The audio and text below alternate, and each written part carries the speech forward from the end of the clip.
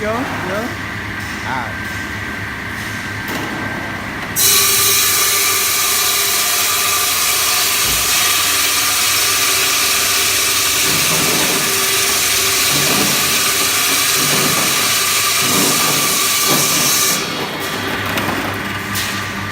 Đó, còn thiếu thịt cho nó vô luôn đi, nó còn dậy thịt gà cho nó vô luôn.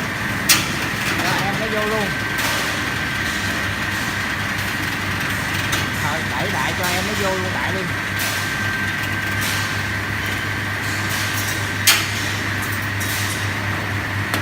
Không được thôi bỏ đi, dẹp quá bỏ đi.